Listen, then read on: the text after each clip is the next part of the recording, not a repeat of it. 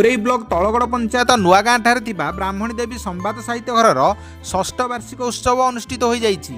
Jajpur road दमकल केन्द्र छक निकटस्थ हीरा होटेल सभागृह में अनुष्ठित बैठक में साहित्य घर सभापति आर्भचरण मल्लिक सभापतित्व करते। संवाद साहित्य घर राज्य संयोजिका डॉक्टर शुभश्री लेंका जोगदे भाषा साहित्य समृद्धि हेले देश जातिर विकास संभव होगा सहित साहित्य देश और जाति को जोड़ बोली जणाइथिले। संपर्क निबिड़ हुए बोली कहिथिले मध्य साहित्यर सुरक्षा हेले आमे आगु बढ़ी परिबा बोली मत देइथिले। मुख्य वक्ता भावे व्यासनगर स्वयंशासित महाविद्यालय doctor Hemant Kishore Sahu, Rishikesh Sahu, Gopal Charan Sahu, doctor Ratikant Barad, Hemant Mahalia, doctor Chittaranjan Behera, Pitambar Mahali को संबर्धित करा जायतिला। नृत्य रे प्रत्याशा प्रियदर्शिनी जेना और सैनी नायक, क्रीडारे अंकुज कुमार जेना को संबर्धित करा जायतिला। साहित्य घर संयोजक पीतवास भूइया धन्यवाद देइथिले। प्रथम अधिवेशन में कविता पाठोत्सव में गोपाल चरण साहू, ऋषिकेश साहू, ब्रजेश्वरी सिंह, उषाराणी बेहेरा उपस्थित थिले। बहु कवि स्वरचित कविता पाठ आज भारी खुशीर कथा ब्राह्मणी देवी संवाद साहित्य घर षष्ठ वार्षिक उत्सव पालन होची। मु आसिक एथिरे जोग देइथिबारु वास्तविक आनंदित अनुभव करुची। कारण ब्राह्मणी देवी संवाद साहित्य घर ओडिशार गोटे अग्रणी शाखा आमर एमाने वर्ष सारा विभिन्न कार्यक्रम करती।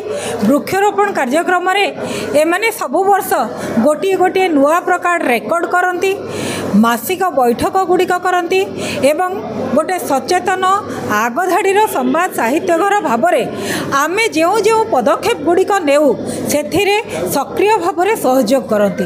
सेटा निशा निवारण कार्यक्रम हो, मतदान कार्यक्रम हो बा रक्तदान कार्यक्रम हो, संवाद साहित्य घर लक्ष्य आ उद्देश्य होची आमर मातृभूमि मातृभाषा को भल पाई आमर संस्कृति सहित आमर परवर्ती पीढ़ी की मध्य परिचित करैबा।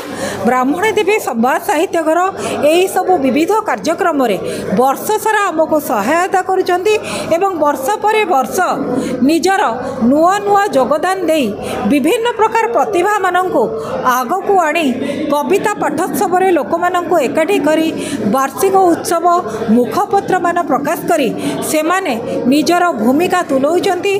आमे आशा करिबा सेमाने आगामी दिन में आहरी अनेक भल काम हाथ को नेबे एवं संवाद साहित्य घर को गोटे नुआ दिख उत्सव तो भल है निश्चित भाव में कहबी। एवं आज जो परिवेश सृष्टि है ये गोटे महान महार्घ परिवेश साहित्य संपर्क रे जो चर्चा आलोचना है ताहा खूब गुरुत्वपूर्ण थिला।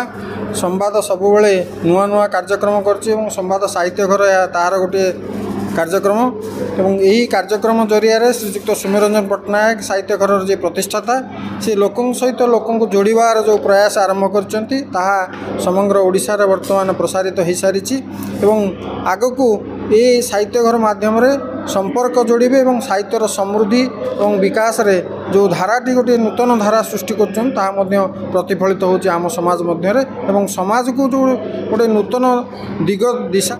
मु प्राध्यापक शिवचरण माझी ब्राह्मणी देवी साहित्य संवाद घर आज षष्ठ वार्षिक एनुआल बा जो फंक्शन थिला वार्षिक उत्सव थिला यह महासमारोह रे पालित हैला एवं ओडिया साहित्यर उन्नति पाई एठारे समवेत होइथिबा समस्त वक्ता माने सेमानकर सुचिंतित मतामत रखिले एवं साहित्य घर माध्यम रे ओडिया साहित्यर जे सामग्रिक विकास रे ये गोटे मुख्य बा गुरुत्वपूर्ण भूमिका नेउछि एथिरे आदौ संदेह नहीं।